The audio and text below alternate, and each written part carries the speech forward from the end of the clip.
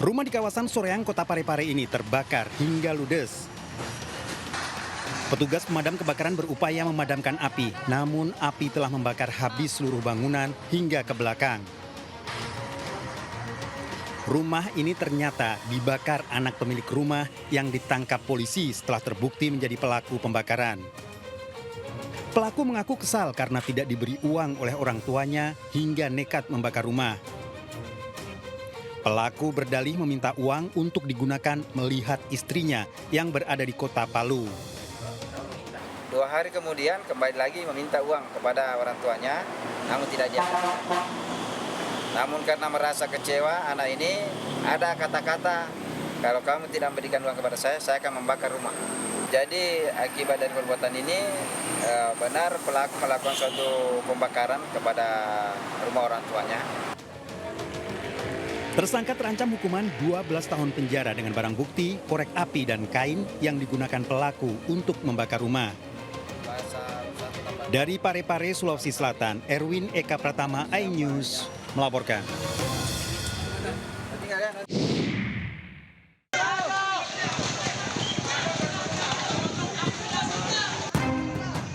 Kobaran api membumbung tinggi. Kobaran asap hitam pun menggulung ke atas.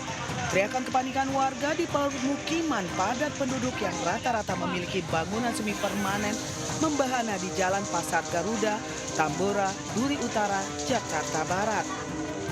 27 unit tim dinas kebakaran dari DKI Jakarta dan 135 personel tim damkar terjun langsung memadamkan api. Warga pun ikut berjibaku membantu tim damkar untuk padamkan api. Meski petugas kesulitan memperoleh sumber air untuk padamkan api, namun tim damkar terus melokalisir api agar tidak terjadi perambatan yang lebih luas. Dari belakang, gang kedua. Langsung membesar gitu, Bu? Iya. Sempat ada ledak-ledakan, Bu? Ya? Nggak dengar itu. Nggak dengar dah. Jauh ya sekitar, ya dari ujung sini gitu. Itu akibat apa sih, kompor gas atau listrik, Bu? Saya juga kurang tahu dah dari api kompor gas, nggak tahu dari itu. Ini dari rumah siapa sih, Bu? Terjadi, kurang tahu. Besar aja. Hingga informasi ini tersampaikan kepada halayak di rumah, belum diketahui pasti penyebab kebakaran, jumlah rumah yang terbakar, serta kronologis pasti kebakaran yang terjadi.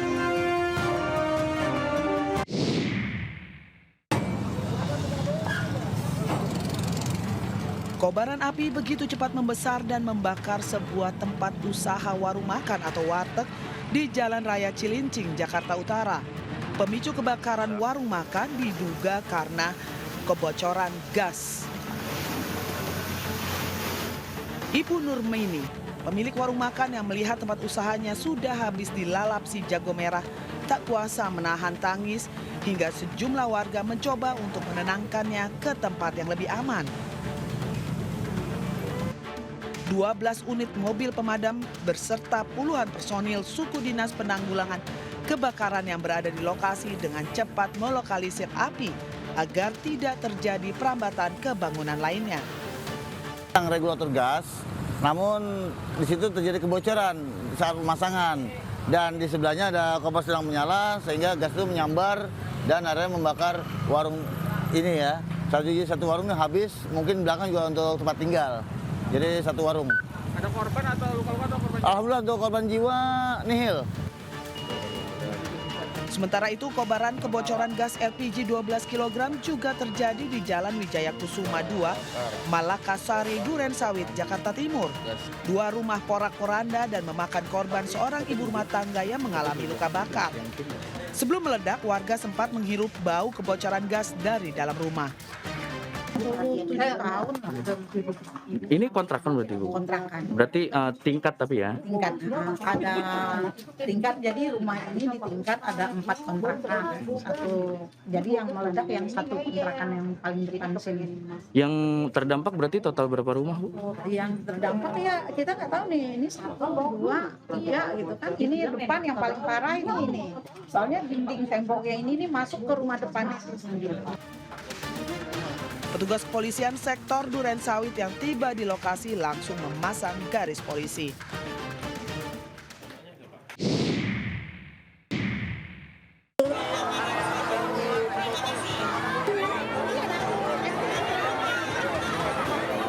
Tragedi pesta rakyat yang menewaskan 3 orang warga di Garut, Jawa Barat Jumat lalu menjadi perhatian kepolisian.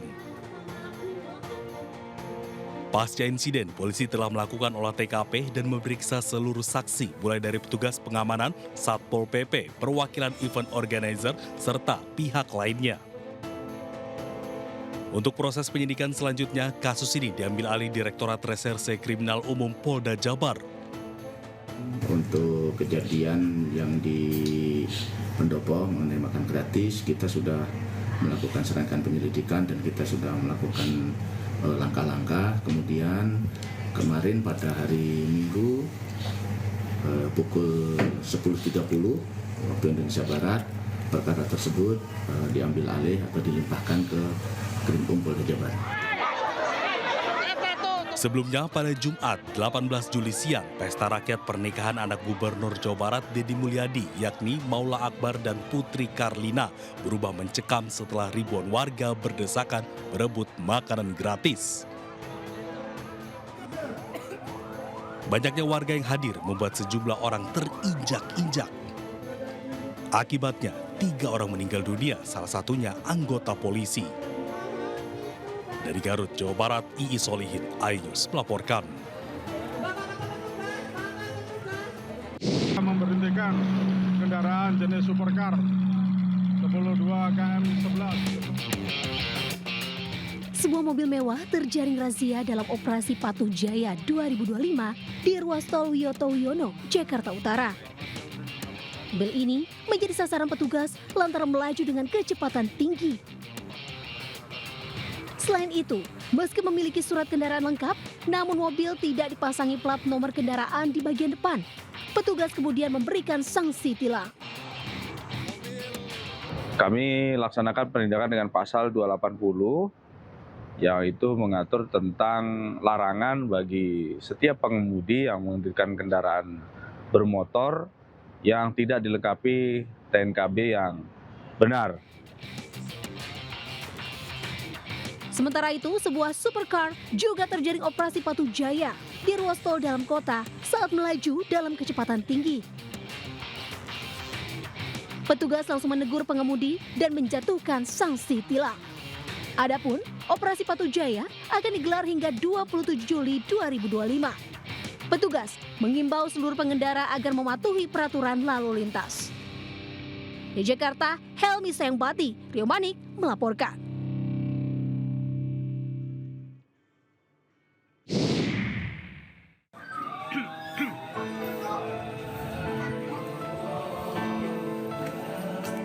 Rafa Ramadhani Suwondo meninggal dunia setelah sebulan tak sadarkan diri.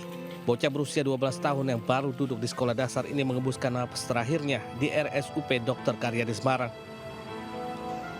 Sebelumnya Rafa digigit ular weling pada pertengahan Juni lalu. Ia langsung dibawa ke RSUD Kajen, namun diagnosa dokter tidak menyatakan luka akibat gigitan ular. Setelah pulang ke rumah, Rafa justru pingsan lalu dibawa ke RSI Pegajangan. Karena kondisinya terus menurun, akhirnya dirujuk ke RSUP Karyadi Semarang. Setelah menjalani perawatan intensif selama 13 hari di Semarang, kondisi Rafa semakin memburuk. Dikatakan penanganan lambat atau gimana? Lambat. Lambat? Iya, terus kan katanya nggak berpisah. Ini setelah ini gimana? Mau langkah hukum atau gimana Pak? Ya, atau masih? Belum ada. Belum pikir-pikir ya? Masih mikir-mikir ya? Ya. Mirisnya Rafa akan menjalani prosesi hitanan dalam waktu dekat.